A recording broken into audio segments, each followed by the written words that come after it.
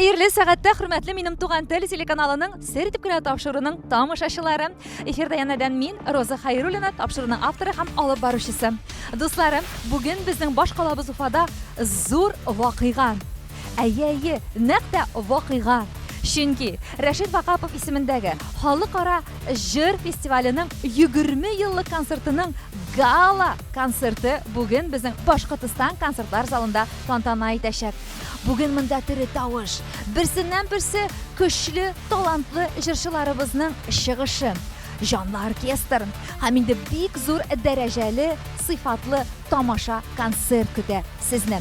Әлбәттә, инде мин бу тамашадан сезгә иң эксклюзив кадрларны бүләк итәргә, шулай ук зур теләк белән эшләргә керештем. Якынрак килегез телеэкраннар каршысына, дусларым. Кәефләрегез күтәренке булсын. Чын матур көчле моң иленә сәяхәтне изге сәгатьтә, хәйрле ниятта башлап җибәрәбез.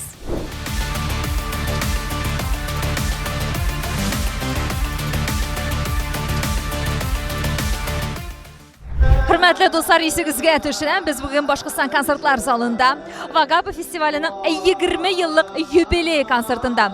Бүген монда тере тавыш, тере чын музыка кораллары уйнау, оркестр бары тик сезнең өчен, дусларым. Бүген чын моң иленә без сезнең белән бергәләшеп сәяхәт итәчәкбез. Безнең белән бергә булыгыз. Сер итеп кенә тапшыру Туган тел телеканалы.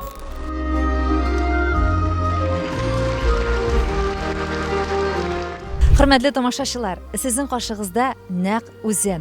Бик күп көч салган, көне-төне шушы фонд эшләсен, фестивальнең киләчәге якты булсын һәм нәтиҗәле булсын дип тырышкан безнең хөрмәтле Рифат Әхмәт улы үзе сезнең каршыгызда. Хәерле кичә беренчедән. Сезне тәбрик итәбез. Менә 20 ел. Бер уйласаң бик тиз вакыт кебек, бер уйласаң күпме җырчыларга сез мөмкинчелекләр ачкан, күпме йолдызларга сез яңа юллар ачкан кеше бит, әйме, Рифат әфәнде. Үзегездә бүген нинди хисләр сезнең юбилей концертында? Әйбәт, бу безнең беренче юбилей концерты түгел. Безнең инде бу ел узган ел башланды безнең юбилей сезоны. Безнең Ташкентта булды, Мәскәүдә булды, Түбән Новгород өлкәсендә булды. Хәзер Бакуй булабыз, аннары көскене Казанда без төгәллибез әйбәт.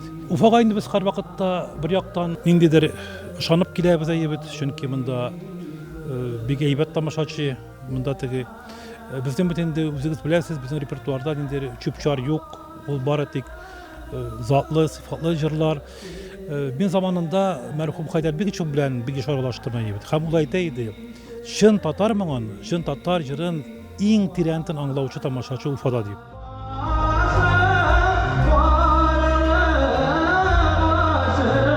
Әйтергә кирәк, безнең инде Рәшит Вакапов исемендәге Халыкара җыр фестивале үз эшен бик тиз ритмда, сыйфатлы итеп алып бара. Һәрдаим үзенең конкурсларын оештырганга күрә, безнең инде яшь, яңа лауреатларыбыз да бүгенге юбилей концертында Уфа шәһәрендә шулай ук чыгышлары белән тамашачыларның күңелләрен күрәчәк. Кемне күрәбез без? Исәнмесез, хәерле сәгатьтә безнең хөрмәт иткән Рөстәм Асаев. Беренчедән, кәефләрегез ничек? Әлхәмдүлиллә, барда яхшы.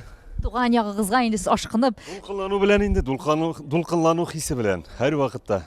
Сезгә әле бу фестиваль бик күңелегезгә дә якындыр, әйме? Сез бит бу фестивальнең беренче лауреаты, ялгышмасам, шулай бит? Беренчеләрдән дип әйтсәк тә була инде.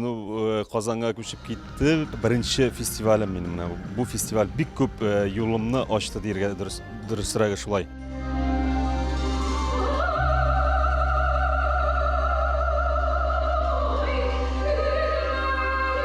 Бу фестивальнең иң мөһиме классик әсәрләр җырлана торган фестиваль. Һәм монда затлы тамашачыларга, үзебез затлы залларда, төрле илләрдә дә, Россия буенча да төрле шәһәрләрдә менә бары тик затлы шундый концертлар залында гына башкарыла, җырлана торган фестиваль дип әйтик.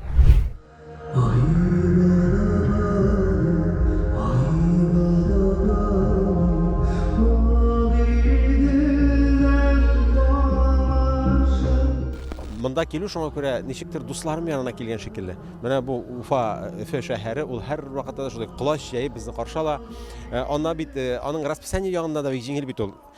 Иртән утырып чыгып китәсең, төш вакытында концертны куясың да, безнеңчә әле вакыт кичке вакыт кына була, рәхәтләнеп кайтып та төшәсең. Менә шундый ничектер күршегә барып килгән шикелле генә. Шул кадәр дә чыннан да ут күршеләр булып яшибез, тарихыбыз да уртак, җырларыбыз, моңнарыбыз, һәм без менә бу концерт белән бүгенге кичә белән шуны тагын бер кат дәлилләргә ниятлибез. Рәхмәт бик зур килгәнегез өчен, шундый мөнәсәбәтегез өчен. Безнең Башкортстаныбызга без дә сезне бик нык яратабыз, хөрмәт итәбез. Ут күршеләребез дип гел шулай куанып яшәргә, иҗат итәргә насыйп булсын.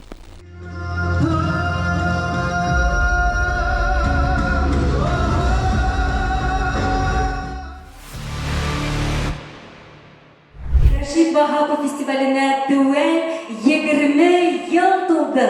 Байрам дуслар, юбилей бүген. Ваха фестиваль дегенде біз енді бірінші фестивальға Ферда Бакудашеваны әзірләп, нетеп, затып жіберген едік. Менә менің иптәшім аның бірге бардылар, бір машинада барып, бір машина қойдылар. Ваха фестиваль болғаш барам деді Ферда апа. Шоң күрә Ферда апа Кудашевында исеме ешкіна шықты. Һәм оларның бірінші лауреатлары исеме алып шундый тарихны негізін салған Ваха фестивальның. Шуны әйтергә кирәк, менә инде 20 ел безнең был матур конкурс дәвам итә. Нимәһе куандыра, менә инде 2 ел рәттән безнең Башкортстан егетләре гран-при алып килделәр. Мин Илештән килдем һәм килгәнемә һич кенә дә үкенмим. Чөнки бүген җыр бәйрәме, моң бәйрәме, дуслык бәйрәме, иҗатташ дусларның очрашу бәйрәме. Һәм шушы кадәр сәхнәдәге тере тавышка башкорт халык җырларны шул кадәр югары биеклектә җырлыйлар. Тында алмайчы бөтен халык сәхнәгә текәлеп, шушайтырып карап, әле ул без үзебезнең җырчыларны белеп бетермибез икән. Аларны пропагандаларга кирәк, аларны җырлатырга кирәк. Менә шушы безнең Башкортстаннан безнең күренекле җырчыларыбыз Татарстанга барып, дуслык күпрәшә үтеп, шушы Татарстанда бөтен шушы Абдрахман, Шәүрә, Сәлимәкәй, бөтен башкорт халык җырларын аларга күрсәтеп, шуны алар безгә килеп, бөтен Татарстанның, татар халкының тәфтиләү, әллүки һәм башка шундый классикага әверелгән татар халык җырларын җырлап, шушайтырып, аралашып яшәсәләр бирәк тә матур булыр иде. Бик күркәм концерт, бик матур, бик талантлы яшәрбез, Аллага шөкер. Шушы кадәр моң белән сугарылган яшәрбез булгач, телебез дә була, динебез дә була, моңыбыз да була.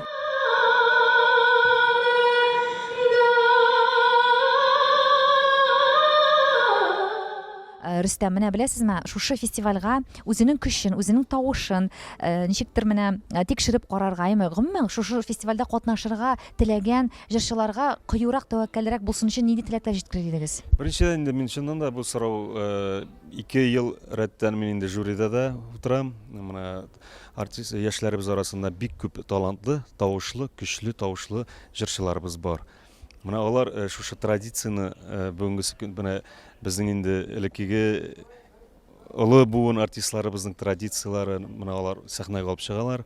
Менә бу шушы связка дип әйтик инде, менә шунысы шатландыра. Яшьләр бүгенге көндә бик теге дулкынланмыйлар алар. Алар бик кыю, алар әзерләнеп киләләр фестивальгә. Шуңа күрә менә шунысы белән дә шатландыра, куандыра.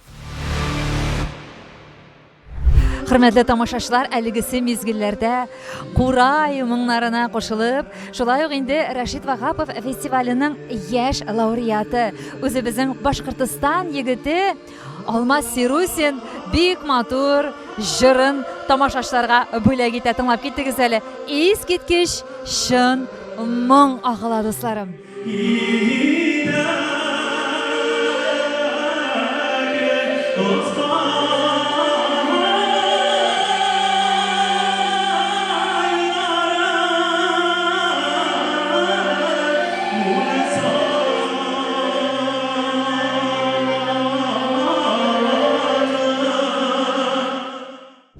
Хөрмәтле дуслар, әйтеп китергә кирәк, безнең инде Рәшит Ваһапов исемендәге халыкара җыр фестивалендә бик күп төбәкләрдән җырчыларыбыз катнашып, матур җиңүләргә ия булалар. Менә Башкортстаныбызның безнең бик талантлы җырчысы Алмаз та шулай катнашып, зур җиңү яулаган, без сине котлыйбыз, Алмаз. Беренчедән хәерле кичләр сиңа. Хәерле кичләр, Алмаз.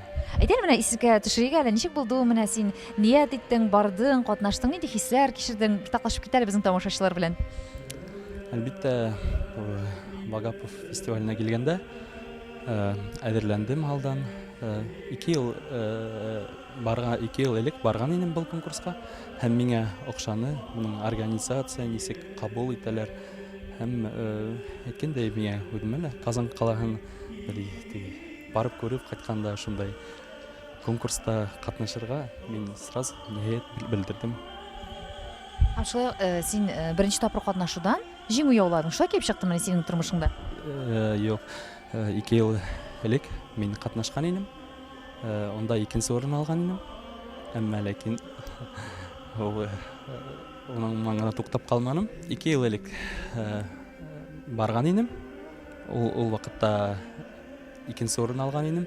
Әмма ләкин мин үдемә яңа көстәр, яңа репертуар менән, яңа йыр менән барып, Аллага шөкер, гран-при алып кайттым. Алмас, киләчәктә син үзеңә шундый мөмкинчелекләр ачкан, сиңа шундый матур тормышыңда зур вакыйга булып истә калган җиңүләр бүләк иткән бу фестивальгә киләчәккә син нинди теләкләр җиткерер идең? Киләчәк үсешенә бу фестивальнең. Беренчедән зур рәхмәт белдергем килә бу фестивальне оештыручы кешеләргә. Бик матур жюри агзалары, конкурсанттар бик көчле.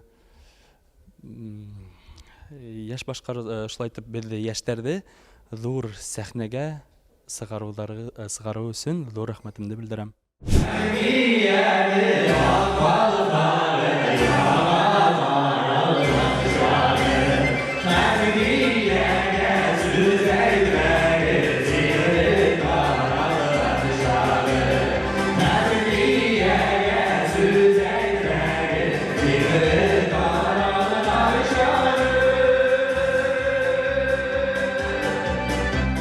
Хөрмәтле тамашачылар, сезнең каршыгызда бик талантлы, моңлы тавышлы җырчы егетебез Ранис Габбасов. Әйтергә кирәк инде ул шулай ук безнең Вагапов фестивалендә зур җиңүләр яулаган егетебез. Ранис, үзең безнең тамашачыларга ничәнче елның нинди җиңүләр яуладың, барсын да ачыклап кит әле. 2017 елда мин гран-при ясе булдым. Аллага шөкер, Вагап фестивалендә инде Аллага шөкер менә шул исемне акларга тырышабыз инде. Еллар сайын, үткән сайын дигәндәй матур җырлар җырлап, Рәшит Вагап фестивале булгач, Рәшит Вагапов репертуарыннан җырлар җырлыйбыз, халык җырларын, ретро җырларын, Аллага шөкер.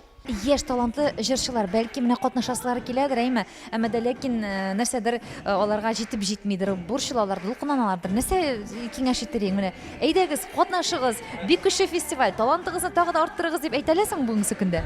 Әлбәттә әйтергә кирәк, катнашырга кирәк. Конкурсларда, Рәшит Вагап фестивалендә катнашырга кирәк, куркырга кирәк түгел, бары тик алга барырга кирәк, җырларны туплап, әзерләнергә, һәм барлык катнашучыларга, җырчыларга бары тик уңышлар гына телим. Бөтен әйбер сезнең кулларда, дип әйтәсе килә. Шуңа күрә мин үзем шундый кеше, мин бөтен конкурсларда катнаштым, Аллага шөкер, һәм инде Рәшит Вагап фестивале мине зур сәхнәләргә чыгарды. Бик зур рәхмәт Рифат Ахметовичка һәм аның командасына. Шуңа күрә бары тик алга гына дуслар. Алга барырга кирәк. Авырлыклар булса да бары тик алга барырга кирәк.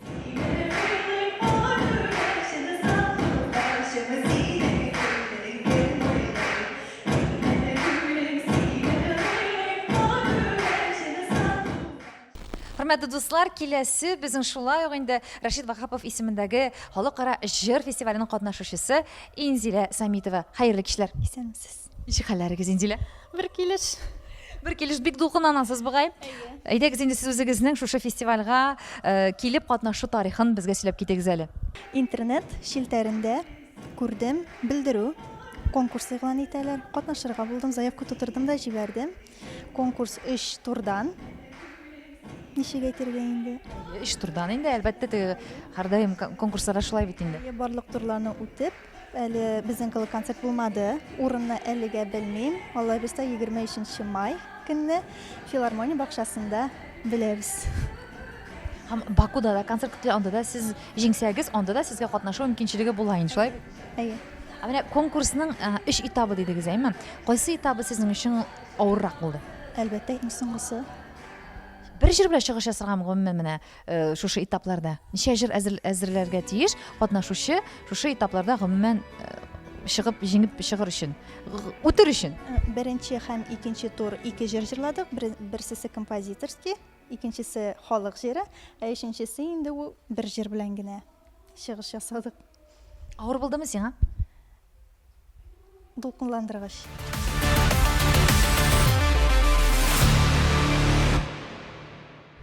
Алма сөйләп кит әле. Ничәнче елны булды ул синең бу фестивальдә җиңүләрең? Мин 21 елда Гран-при иясе булдым. Вахап фестиваленең. Һәм син инде ничә ел дәврендә менә бүген бит инде 20 еллык юбилее безнең бу бик күркәм фестивалебезнең. Син инде шамалап кына әйтсәм 3 ел бу концертларга чыгыш ясыйсың, шулай бит? 3 елдан күбрәк мин 19 елда да катнаштым. Анда мин 2нче урын алдым һәм инде менә 2 елдан соң Гран-при иясе булдым. Һәм инде менә һаман йөрим. Рифат Акбишка бик зур рәхмәт чакырганы өчен. Һәм инде Вахап фестивале үссен. Хөрмәтле дуслар, исегезгә төшерәм. Сер типкәнә тапшыруы бүген Уфа шәһәрендә Рәшит Вахапов исемендәге Халыкара татар җыры фестиваленең 20 еллык юбилеена багышланган гала концертында эшли. Әйе дусларым, әйтергә кирәк, бу фестиваль бик зур көчле эш алып бара. Шит төбәкләрдә, хәтта ки шит илләрдә бу фестивальнең концертлары була калса, билетларны инде 2 көндә хәтта алып бетерәләр дигән матур күңелле хәбәрләре белән уртаклаштылар.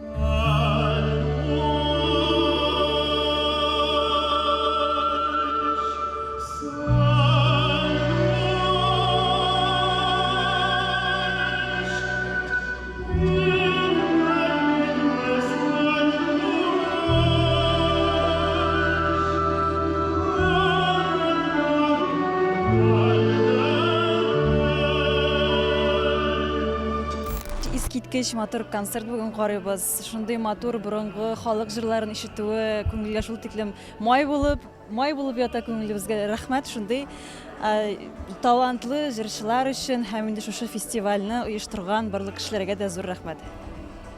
Концерт бик әйбәт, күңелле, бик шатмый. Рәхмәт.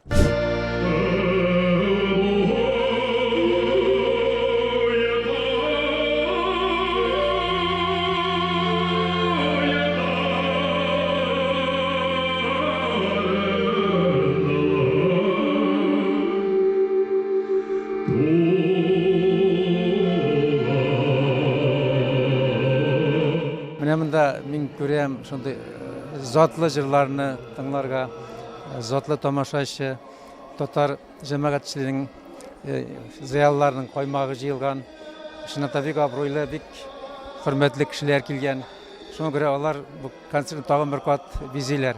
Шуннан да Рәшит Вахапов һәм аның фестиваль конкурс лауреатлары моңа шуннан да лаек. Мондый кешеләр килүенә лаек, алкышларга да лаек. Һәм бу дәвам итсен. Тукай әйткән сүзне бүген әйттеләр инде, халык зур ул. Талантлар бездә җитәрлек, Аллага шөкер. Талантлар милләтне күтәрә, халыкны күтәрә, аны озын гомерле итә. Яшәсен безнең халкыбыз һәм аның талантлы уллары һәм кызлары. Уңышлар телим.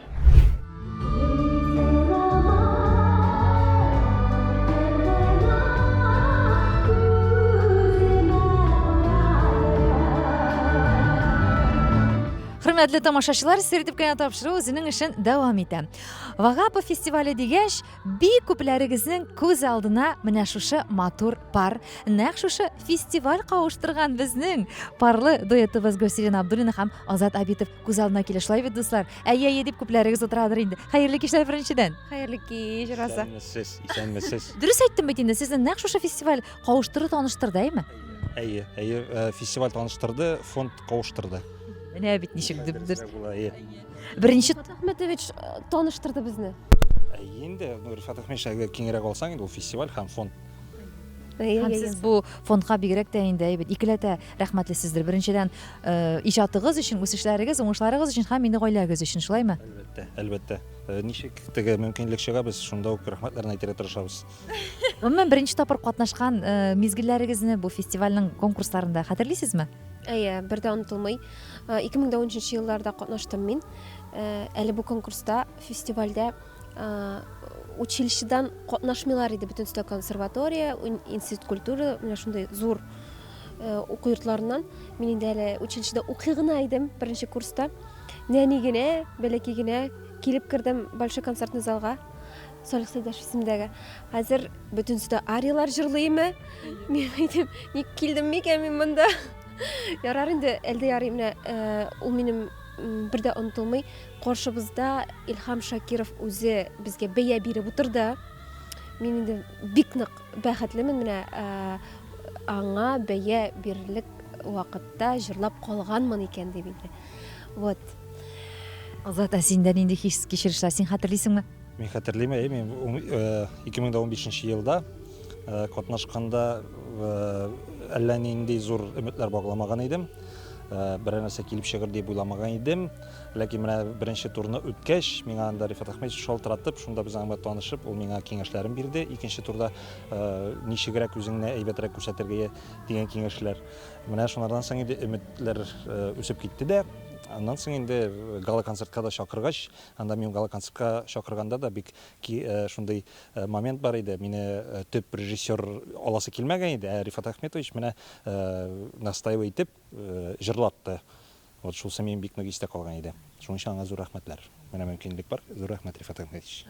Да инде рәхмәтләр һәм тагы да рәхмәтләр, котлаулар фестивальнең әле тагы да сезне иншаллах 50 яшьлек юбилейында да күргән насыйп булсын. Амин. Амин. Бергә картаярга булсын. Җырлап. Елдан-ел менә сез ниндидер үзгәреш сизәсезме? Менә гомумән классик җырларга тартылган яшьләр елдан-ел күбәяме, остарамы? Менә нинди статистика? Менә Рәшид Вахапов фестивале бит 2004 елны сәхнәгә аяк басты. Бу бик авыр, бик катлаулы чор иде. Бу татар эстрадасында теге демократия дип, ниндидер чүпчар, юк бар сәхнәгә менгән бер чор, фонограммага бик нык игътибар ителгән чор. Бу татар сәхнәсендә, татар эстрадасында шундый бер авыр, катлаулы чор. Бу теге Рәшид Вахаповлар, Илһам Шакировлар, Бигичевлар төзегән профессиональ сәнгатьне бетерә башлаган еллар. Менә шуннан башланды, шул елларда башланды. Һәм шул елларда Рәшид Вахапов фестивале шул шаукымлы агымга каршы бер килеп басты. Безнең беренче концерттан соң Камал театрының данлыклы актеры Ринат Таҗетдинов сезнең концерт бит луч света в темном царстве дип әйтте. Һәм менә шуннан башланганнан бирле һәр вакыт әйтәләр. Менә тамашачы теге озын көйләрне, классик көйләрне яратмый, кабул итми, аңламый дип. Менә бүген күрдегез, аңламый тамашачы. Ягъни ул җырларны бирә белергә кирәк. Безнең классик сәнгатьне күрсәтә белергә кирәк. Менә Вахапов фестивале 20 ел булды шуны раслап килә. Чын сәнгатьне, чын моңны тамашачы кабул итә.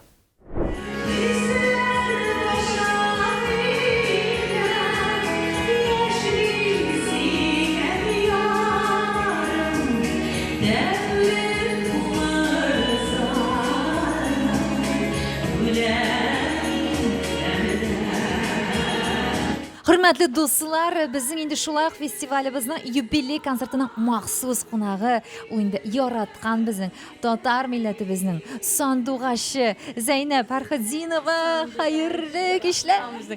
Bizning yaratqan jirshimiz deb aytasiz keling. Əlbəttə indi yaratqan jirshimiz Zeynəb Fərxədinova o'zi aytirsingda yubileyi onun bugün şəxsən nindi matır gülləmələr Zeynəb appa sir deb aytdıqzar kim bilə getdi? Deb gene aytib әле. Айдар Галимов бүләк итте. Шулаймы не?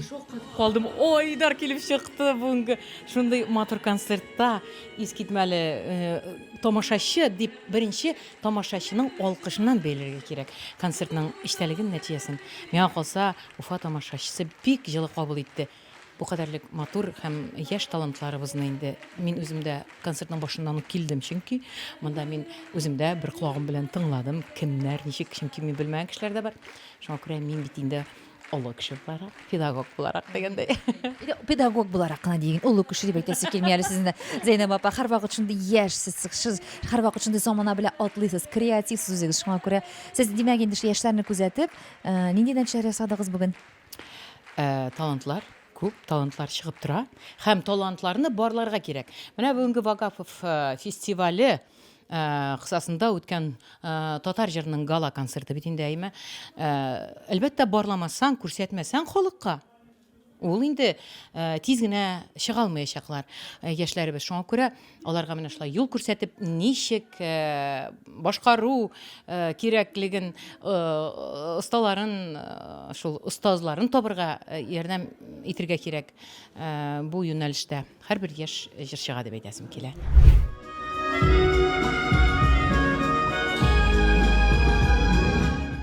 Минең катнашкан елдарым менә ул хәтерләйм, Рифат Ахметович менә шулай конкурс турында әйткәс, мин ул вакыт олы кызымдың күкрәк хөтен имеп кенә йөргән вакыт иде, 17 ел элек бит инде әйме. Шунда әйдә катнашам, ой, мин әйтәм, мин әле формала түгелдермен әле, катнашармын микән, йырлай алырмын микән дип икеләнеп, юк, әйдә катнаш, булдыраһың дип, шунда бик дәртләндереп шулай катнаштым. Аллага шөкер, унда беренче премия лауреаты бирделәр миңа. Бүләк итеп нәрсә биргәннәр ягы хәтерлисезме? Хәтерләйм. Аксалата, бик зур сумма акса алган ул вакыт. Истәлекле берәр нәрсә алып куйдыгызмы соң үзегезгә? Хәтерләйм, монда тун алгайнык. Шуба. Бик яхшы бүләгән истәлекле гомерлеккә. Һәм инде икенче сорауга килгәндә, менә яшь катнашучыларга, катнашырга теләгән яшьләргә, гомумән талантлы яшьләргә сез нинди теләкләр җиткерер идегез? Беренчедән менә бу конкурс бит инде бик югары дәрәҗәле конкурс, әйме, уның талаптары ла бик югары кимәлдә, һәм шундай концертлары уздыру, ул бит безнең Башкортстан, Татарстанда гына түгел, сит өлкәләргә лә сыгалар бит инде, сит илдәргә лә сыгалар. Минеңсә, яшьләрнең менә теләктәре бар икән, бер куркмаенса, бар көстәрен йыеп, шу конкурста катнашсындар, үзләренең көстәрен һынап караһындар. Рифат Ахматулла, әйтеп китегез әле, менә шушы сезнең фестивальдә, конкурсларда катнашырга теләгән, әмма дә ләкин кыюлыгы җитмәгән яшьләр дә бик күптер, әйме? Чөнки монда бит инде шул хәтлек дәрәҗә, монда шул хәтлек таләпчәнлек күп бу конкурсларда, турларда. Менә аларга бәлки күпләр талантлары бардыр, әмма дә ләкин ничектер менә батырчылык итмиләрдер. Аларга сез нинди киңәш бирер идегез? Аларга шулай әйтәсем килә, безнең жюри бик объектив жюри. Моның бер дәлиле, менә безнең бит инде фестивальдә күп җырчы чыкты, һәм аларның 99% бүген дә зур сәхнәдә. Бу үзегенә аның теге дөрес объектив бәя бирү турында сөйли. Аннары безнең фестивальдә конкурска без хәзер укытучыларны, педагогларны кертмибез, объектив булсын өчен. Һәм соңгы елларда шулай килеп чыкты ки, безнең конкурста жюрида Башкортстаннан беркем дә юк. Жюрида. Бу кайбер фикерләр уятты башта, менә объектив булмыйсыз, тегеләй булай дип. Әмма ләкин менә икенче ел инде рәттән конкурсның иң зур призы, гран-при Башкортстанга китә. Бу нәрсә дигән сүз? Бу объектив дигән сүз. Мин 100% әйтә алам, Бахапа фестивале конкурсында бары тик объектив жюри тора. Чөнки безнең максатыбыз талантлы яшьләрне күрү. Biz talantlı яшьләрне күрсәк, шундый уникаль тавышлар ишетсәк, иң элек үзебез сөенәбез. Аларга караганда бәлки үзебез күбрәк сөенәбездер. Менә бит инде талантлар килә, нинди яшьләребез бар дип. Һәм таланты булган, мөмкинлеге булган без һәрбер яшь кешене саклап калырга тырышабыз. Бу уңайдан безнең традицияләр бит инде Илһам Шакировлардан бара. Безнең беренче жюри рәисе Илһам Шакиров иде. Һәм безнең беренче конкурс булды 2007 елны. Мин бик яхшы хәтерлим, менә Рөстәм Асаев, анда аның кәефе дә юк иде, бик уңышлы чыгыш ясамады. Һәм шунда жюри әгъзалары аңа инде 2нче урынмы, 3нче урынмы бирәк дип, әмма шунда Илһам Шакиров ул бик акыл иясе әйтте. Иптәшләр, бу егетнең киләчәге бар. Бу егетнең киләчәге бар. Без хәзер аны начар урын биреп, без аның киләчәгенә бик зур киртә ясарга мөмкин дип. Әйдәгез без бу егетне яклыйк, без бу егетне хуплыйк, бәлки киләчәктә аннан зур җырчы чыгар дип. Һәм менә бүген Рөстәм Асаев, безнең Татарстанның халык артисты, татар эстрадасында да, башкорт сәхнәсендә дә иң төп, иң көчле җырчыларның берсе. Әнә шул Илһам Шакиров салган традицияләрне, талантларны күрә белергә, талантларны таный белергә, талантларның кадерен белү бу Бахапа фестиваленең иң төп принцибы. Ишеттегезме, дуслар, шуңа күрә курыкмагыз, килегез, катнашыгыз. Бу фестиваль сезнең тормышыгызга да, сезнең инде иҗади юлыгызга да бары тик уңышлар, тагы да ныклы көчле үсешләр һәм инде уңай нәтиҗәләр алып киләчәк.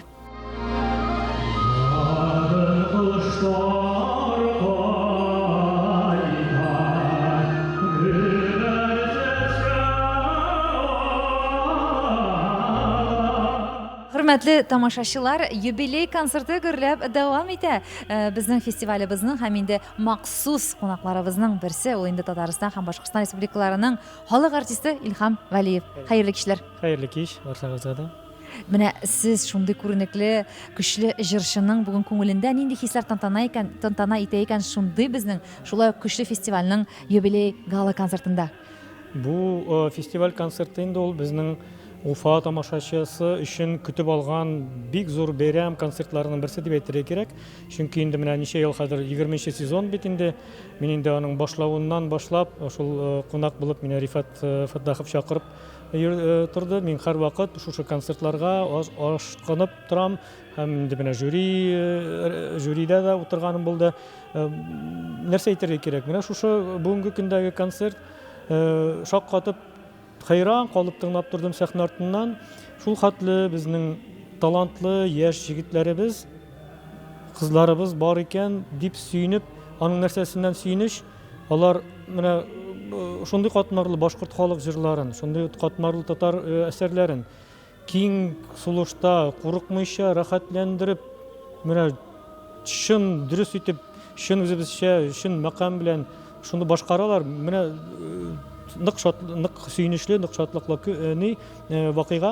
Менә шуңа күрә инде мин киләчәктә дә шушы фестивальгә үзенең шушы эшен дәвам итсен димен, чөнки безнең бу Рәшит Вакаф фестивале инде аның төп максаты менә үзебезнең халык җәүһәрләрен, безнең менә классик әсәрләребезне ул бит инде кайбер вакытта бер елны Илһам абый Шакировка багышланган булды, бер елны Хайдар абыйга Бигичевка багышланган булды, һәм башка безнең күренекле җырчыларга багышланган фестивальләр үтте. Һәм менә аларның без дәвамчылары булып, аларның репертуарларын халыкка яңадан яңача бәлки дә яңгырагандыр. Менә шуңа күрә аның зур әһәмияте бүгенге көндә шушы. Безнең җырчыларыбыз, өлкән буын җырчылар да онытылмый, безнең халык җырлары да онытылмый, романслар да онытылмый. Бүген сез шушындый көчле концертта тамашачы буларак нинди хисләр кичерәсез? Мин беренчедән шатланып утырам килә алуыма һәм чакыру өчен рәхмәт әйтәсем килә. Вакыт фестивале зурлап тамашачы итеп чакырды. Рифат Әхмәтов үзе шәхсән шуңа беләсезме, әлдә килә алганмын. Шундый матур, шундый югары дәрәҗәдәге концерт, истәлек, тарих, Рәшит Вагаповның исеме, тарихы, ниндер мизгелләре әйләнеп кайтты бүген Уфага. Менә мине бик тетрәндерде бер факт, ул бит куелган, планлаштырылган гастрольләрен хәтта башкара алмый калган. Беләсезме? Менә чынлап та Рифат Әхмәтов әйтүенчә, безнең ди бурычыбыз ана шул үткәрелмәгән гастроль җырланмаган җырларны дәвам иттерү безнең бурычыбыз дип бик матур дип әйтте. Бик югары дәрәҗәдә кабул итәләр фестивальне, ансы да матур. Һәм иң җылысы ул инде тамашачыны алда булмый, күрәсезме?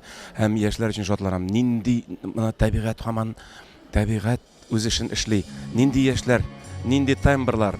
Алар өчен нинди зур трамплин. Шуңа күрә бүген зур бәйрәм.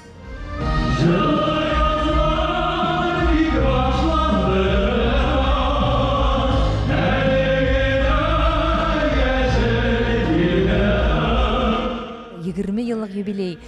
Нинди хисләр тантана итә синең күңелеңдә? Мне вообще очень нравится то, что Рифат Абуфаттахов, он не заканчивает вот эти свои желания, да, свои концерты организовывает, большие фестивали, и это очень здорово, потому что, я думал, пройдет 1-2, там, 3 конкурса, и это может как-то сдуться. Нет, он такой молодец, он берется, и очень хорошая программа, которую сейчас очень, редко где услышишь, и то, что молодые вспоминают, и вот эти старые произведения, да, и какие-то делают новые произведения, и это исполняют очень здорово, очень профессионально, и я прям, я горд, что я лауреат этого фестиваля и этого конкурса.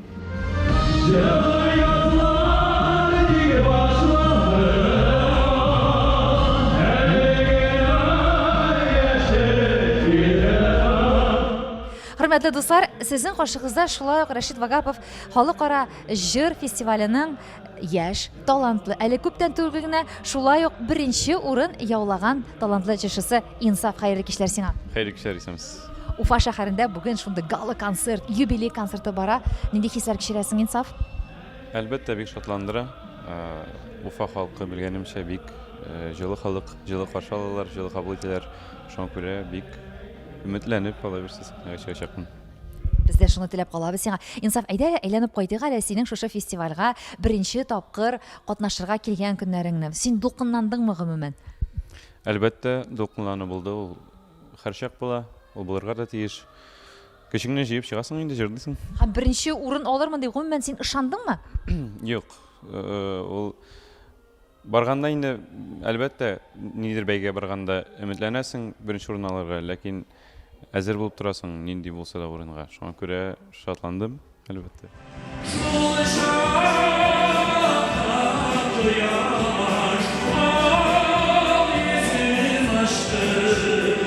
Нинди хисләр гомумән, нинди үсешләр белән китте сезгә бу фестиваль? Үзегез безнең тамашачылар белән уртаклашып китсәгез ие. Мин кичкенәдән гаиләдә дөрес музыкаль тәрбия алып үскән бала буларак, мине теге шундый үзебезнең халкыбызның җәүһәрләрен, классик музыканы тыңлап өйрәттеләр. Мин гел шуңа мөкибән идем, шуларны тыңлый торган идем, өйрәнә идем җырларга, ләкин менә әле үзем Казанга килеп, әле җыр сәнгате белән таныша башлауга, әллә ни теге мәсәлән Белкаунт дигән төшенчәләрне әллә ни белеп бетермәсәм дә, менә яхшы җырчылар белән таныша башлагач кына игътибар итә башладым. Үзебезнең менә нинди матур татар халык җырларына, башкорт халык җырларына, аларның менә матур итеп башкару осталыгына һәм менә аларны саклаучы бу фестиваль, бу чынлап та саклап, киләсе буынга тапшырып, менә шушы чынлап та татарның сәнгатен, шын сәнгатен күрсәтә ала торган фестиваль бу.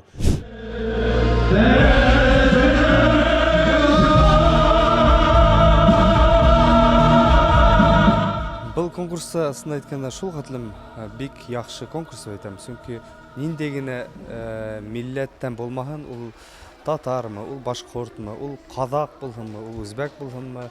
Менә мин катнашкан елда Үзбәкстандан да булдылар, Казакстандан да булдылар, Башкортстандан, Пермь яктарынан да булдылар. Әлбәттә Казан, Татарстандан бик күп сыгыш ягучылар күп булды.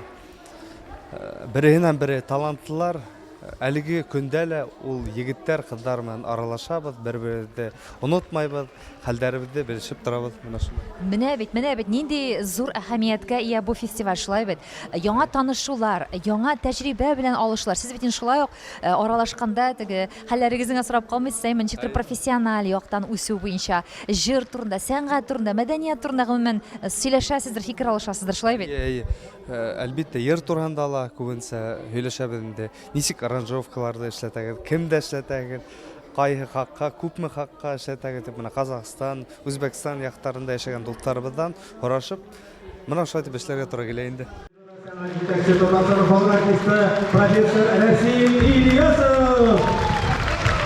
Мин бу фестивальдә, Вагапов фестивалендә 2007 елда лауреат булган идем. Ул вакытны инде әйтеп иткә дә алырга кирәк. Асаев Рөстәм менән Айгөл Сагынбаева белән мин менә аларны гына хәтерләп калдым инде. Без инде лауреатлар булган идек. Шул елдан бире мин ошо фестивальдың булганына шул тиклем шатмын, аны көтеп алам. Уфага алар ешрак килеп торганнар дип әйтер мин. Сөнки бұл менің өчен зур бер мәктәп булды. Менә шуны әйтәм. 20 яшьлек юбилеең белән безнең хөрмәт иткән, яраткан Рәшит Вагапов исемендәге халыкара татар җыры фестивале. Киләчәгеңдә синең шундый көчле якты булсын. Әле бик күп җырчыларга син яңа мөмкинчелекләр ачып, безнең сәнгатебезгә, мәдәниятебезгә, милләтебезгә, телебезгә бары тик үсешләр бүләк итеп яшә. Инде шушы сәгатьләрдә, хөрмәтле дуслар, мин Туган тел телеканалының сертификат тапшыруның авторы һәм алып баручысы Роза Хәйруллина сезгә бары тик исәнлек, сәламәтлек теләп, бер атнага гына сау булашам. Җыр-моң белән яшәк дусларым, чөнки җырларыбыз, моңнарыбыз алар һәрвакыт безгә яшәргә дәрт һәм көч бирә. Сау булыгыз, сәламәт булыгыз.